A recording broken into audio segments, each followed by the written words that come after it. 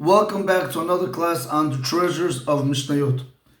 We are continuing today Masech Berachot Perek Bet, Mishnah Bet. This is a new Mishnah. This will be part 1 for the Mishnah. Before we do Mishnah Bet, let's do Mishnah Aleph, because Mishnah Bet is a continuation of Mishnah Aleph. The Mishnah began, which we did 3 parts to it. Haya Koreh B'Torah, if a person was reciting the Torah, V'giya Zman HaMikra, in the time to recite the Shema came. Now, when you're reading the Torah, you're already in that passage of the Shema.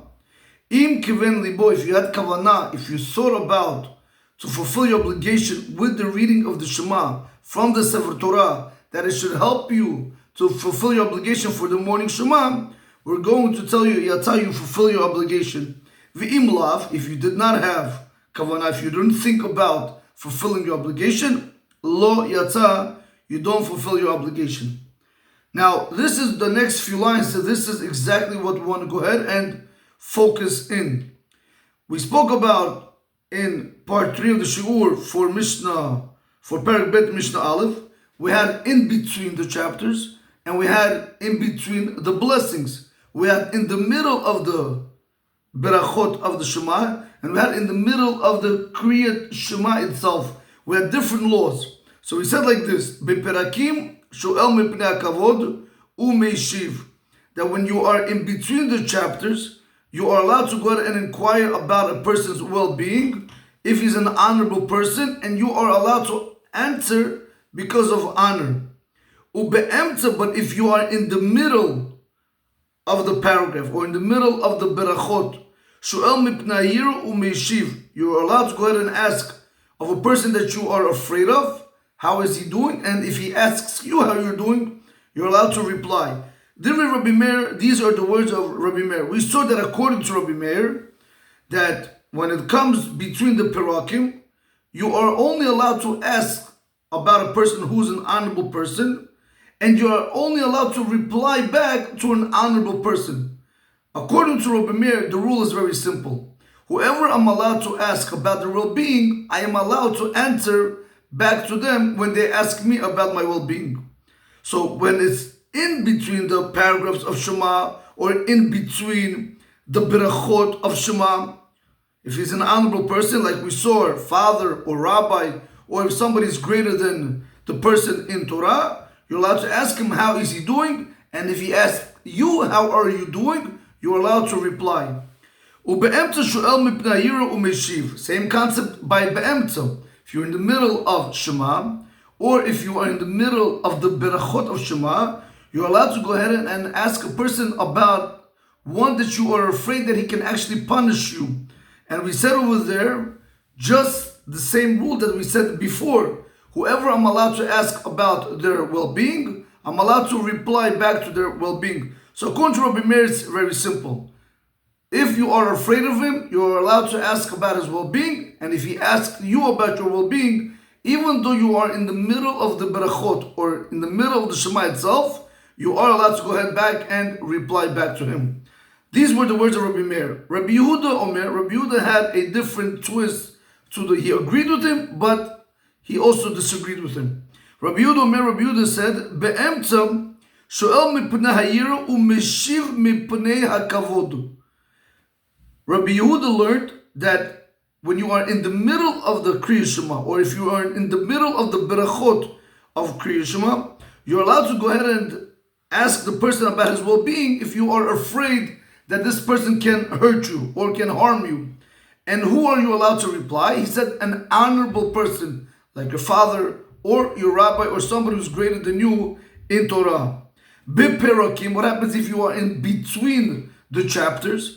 In between the chapters of Shema, or in between the chapters of the berachot of Shema, Rabbi Yehuda says, "Shoel mipnei hakavod," you are allowed to ask him about their well-being. Umeshiv shalom l'chol adam, and you're allowed to go ahead and you're allowed to reply back to any single person. Now, we did see that there were some yesh mefarshim on the bottom that they wanted to learn mipnei hayira. It could be, what does it mean? Somebody you fear, it could be your father or your rabbi, because you have an obligation to fear them. And when it says mipnei hakavod, it could have also meant any person that is an honorable person that it's proper to go ahead and give him shalom. Now, when you take these two, Mipnei Yir, Mipnei Kavod, the way they want to explain it, the way the Rosh, the Rashba, the way Rashi and majority of the Mefarshim want to explain it, what comes out over here is that the Mishnah is going to change drastically in their opinions. Well, I'm not going to put each opinion inside, but you have to understand. Mipnei Yir, you're going to have to stick it inside into the opinion of Rabbi Meir and Rabbi Yehuda, and that's how you're going to go about. And the same thing with Mipnei Kavod, and so on and so forth. You have to go ahead and you have to plug it in. Basically, take the Mipnei Hayira from the Yesh Mefarshim and the Mipnei Kavod from the Yesh Mefarshim and plug it into the Mishnah, and you're going to have a different way to learn the Mishnah. In any event, we are going now to move to the next Mishnah in Perek Bet, Mishnah Bet. Now that we understand, and I have a sitter with me today, hopefully, Belinada, I was going to try to do it through the blackboard, but I have construction going downstairs in my basement, in my base measures, so I was not able to get it. So we're going to try to do it through the sitter. That's why I am in this room. Let's just see. Let me get the Shema. We're going to get the Berachot. And we're going to try to go Bezrat Hashem one by one, showing it to you inside the sitter, so we can have a better understanding of when am I able to go ahead and interrupt, like we spoke about in Mishnah Aleph and Perek Bet. Fine. All right, this is, okay, right. All right. The Mishnah begins. Elohen ben HaPerakim. So what I'll do is I'm going to start immediately with the Kahati. B'ezrat Hashem, once we finish the Kahati, we'll go into the Mishnah, only because I want to be able to show it to you inside the sitter, and I don't want to go back and forth 2 times. So the Kahati begins. Elohen ben HaPerakim. These are considered to be between the chapters. Shel Kriya Shema u'Berchotecha. Shemutar la'afsik bahem lish'ol b'shalom u'lashiv shalom kifi sheshaninu b'Mishnah hakodemet. So he's saying over here that these are going to be between the chapters of the Kriya Shema and its blessings, where you are allowed to interrupt in order to ask about a person's well-being, and also to be able to reply to the person that asked you about your well-being, like it was taught in the previous Mishnah. We just did that. So what is considered to be Ben HaPerakim? What's considered to be in between the chapters? Continues the Kahati and he says, Ben Bracha Rishona Lishni'ah. Between the first blessing and between the second blessing is considered to be in between the chapters.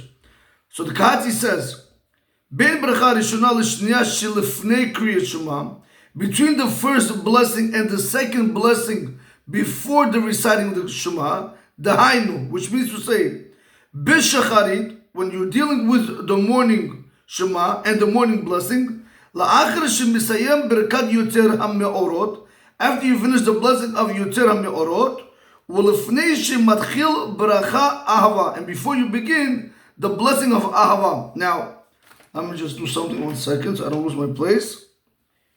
And I would like to show it to you over here. So we have over here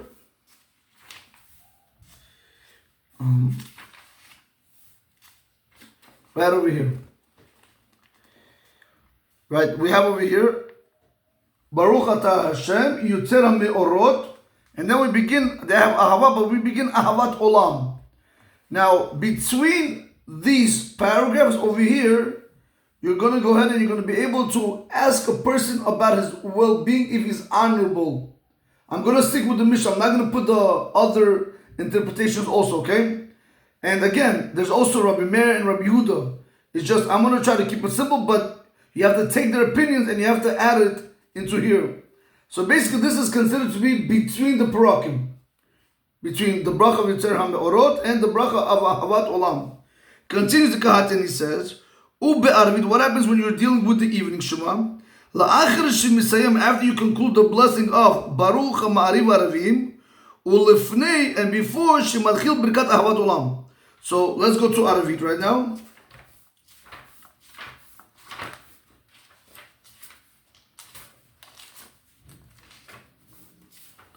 Okay. Right over here.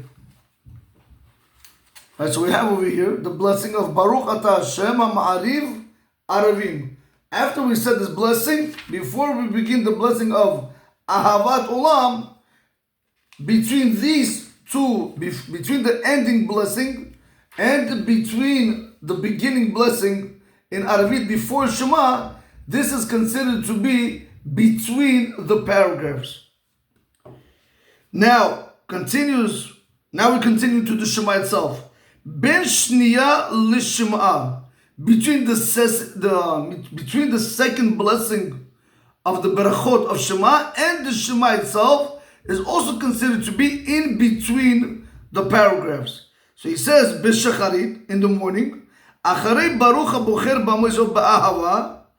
So in the morning, we're going to go like this. Oh, I should have taken, okay.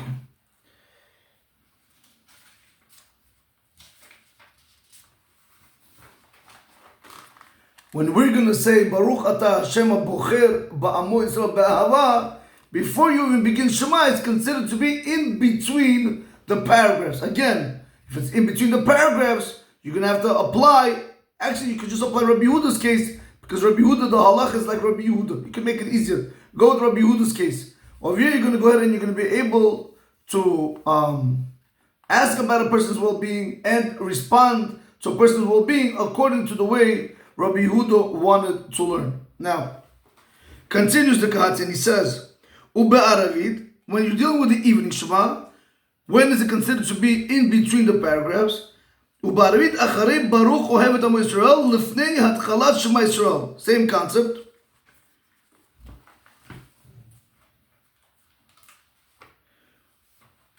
When you say over here,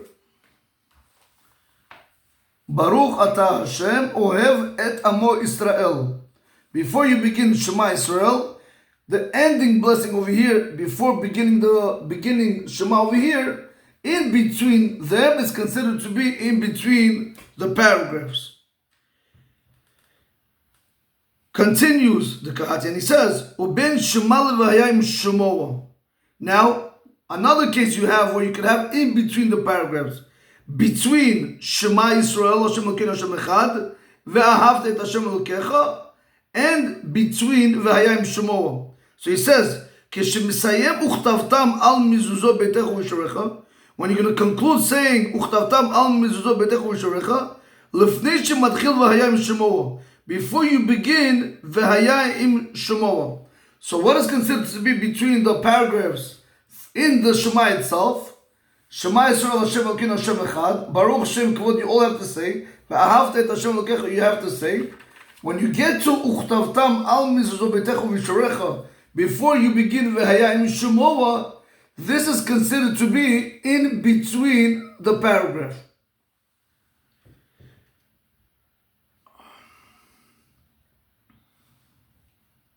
Now, continues another case where we have in between the paragraph, Ben V'haya im Shemoa Levayomer. Between V'haya im Shemoa, between the paragraph of V'haya im Shemoa Levayomer, meaning, Kishemisayim Ki Yimei HaShamayim Al HaAretz, Lifnei shematchil Pashat Tzitzit is considered to be in between the paragraphs. Right over here. Kimei Hashamayim al ha'aretz, when you finish this, before you begin Vayomer Hashem, in between over here is considered to be in between the paragraphs. Continues the Kahati and he says, Ben Vayomer le'emet ve'yativ, between the paragraph of Vayomer to the paragraph of emet ve'yativ. לאחר שגומר פשט ציצית ולפני שמתחיל עמד ויציב בשחרית. So we're going to have like this. What's considered to be another place, what's considered to be in between the paragraphs, when you're going to go ahead and you're going to say between Vayomer to Emet V'Yatziv, correct? So you're going to begin Vayomer over here. You're going to say the Vayomer. When you get to, let's do like this. I'm going to go like this, right? Ani Hashem Elokechem Emet. Hashem Elokechem. Stop right over here. Hashem Elokechem. Before you even begin the word Emet V'Yativ, between the word Elokechem and between the word Emet is considered to be in between the paragraphs. This is for the morning. Ube'aravit lefnei shematchil Emet Ve'emunah. Same concept in Aravit before you begin Emet Ve'emunah. Let's see that. Right over here. You're going to say the same thing. Ani Hashem Elokechem, Emet, Hashem Elokechem. Before you begin the next word, Emet ve'emuna, between Elokechem and Emet, between them is considered to be in between the paragraph. Okay. All this, Rabotai, was one opinion. Comes Rabbi Yehuda, Rabbi Yehuda says no. Ben vayomer le'emet v'yatziv lo yafsik. Here we go. Rabbi Yehuda is going to tell you, between vayomer to emet v'yatziv, don't stop. So let's just do this, because we're going to see the same thing for Aravit and for Shacharit. So let me just do Aravit, because I'm in Aravit already. Rabbi Yehuda is telling you, no, don't do that. Say, Ani Hashem Elokechem, right? Emet. Hashem Elokechem emet ve'emuna. Don't stop between the word Elokechem and emet. You shouldn't stop over here at all. You should say Ani Hashem Elokechem emet, Hashem Elokechem emet ve'emuna, kosot ve'kayam, etc. You don't have over here in between the paragraph. Same thing with the Shema in the morning. When you're going to get to Ani Hashem Elokechem emet ve'yativ, don't stop over here before you're going to say emet v'yatziv. Don't stop over here. You're going to say Ani Hashem Elokechem emet, Hashem Elokechem emet v'yatziv v'nachom v'kayam v'yashar. Continue. There is no in between the paragraphs according to Rabbi Yehuda by Ani Hashem Elokechem and emet. You don't have over there in between. So one more time. Rabbi Yehuda says Ben vayomer le'emet v'yatziv lo yafsik. Between Vayomer and Emet V'Yatziv, don't stop. Sorry guys, 1 second.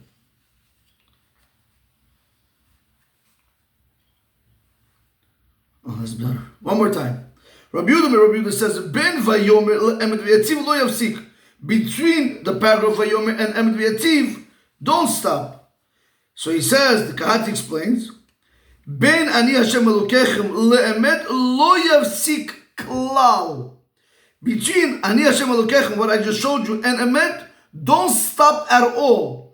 Afilu kimo be'emet parsha. Even if you want to look as if you are in the middle of the parsha, you are not allowed to stop for nothing. When it says Ani Hashem Elokechem emet v'yatziv, or Ani Hashem Elokechem emet v'emuna, you are not allowed to stop there. Not like the law of in between the paragraphs, and also not like the law of in the middle of the paragraph. You can't stop there at all. He says this in the name of the Rosh and Rabbeinu Yonah. Ve'u adin be'aravit. The same halach is going to apply in Aravit. Ben vayomer le'emet ve'emuna. Between vayomer and emet ve'emuna. You're not going to stop over there at all. Not with the laws of in between the paragraphs, and not with the laws of in the middle of the paragraph. Because remember, why am I saying in the middle of the paragraph? You would have thought maybe I could stop as the law requires me by being in the middle of the blessing, in the middle of the Kriya Shema. Rabbi Yehuda tells you, when it comes to the words Hashem Elokechem emet v'yatziv, or Hashem Elokechem emet ve'emuna, that's not considered to be in between the paragraphs, and it's not considered to be in the middle of the paragraph. You're never allowed to stop over there. The reason being, why do you have to go ahead and why do we want you to make sure that the word Hashem Elokechem is close to the word Emet? Why do we want them to be together? So he says over here, Mishum Shikatu, because it's written in Yirmiyah in Perek Yud, Pasuk Yud, V'Hashem Elokim Emet. Says over there, and Hashem Elokim Emet. It's one. So you can't separate. It says Hashem Elokim Emet. That Hashem, our God, is Emet. But if you're going to separate it, that's a problem. You have to keep them together. But Barambari, he says, however, Ben Emet Leviyatziv. However, what happens if you are after the word Emet to the word Yativ? Mutar lavsi kemo be'em. So you are allowed to go ahead and interrupt like you are in the middle of the paragraph of reciting Shema, or in the middle of the berachot of reciting, or if you are in the middle of the berachot of Shema. That means like this. Hashem Elokechem Emet. You can't stop here at all. Via Emet. Now after Emet goes via Tiv. between the word emet and viativ, over here Rabbi Yehuda is telling you could treat this as being in the middle of the paragraph.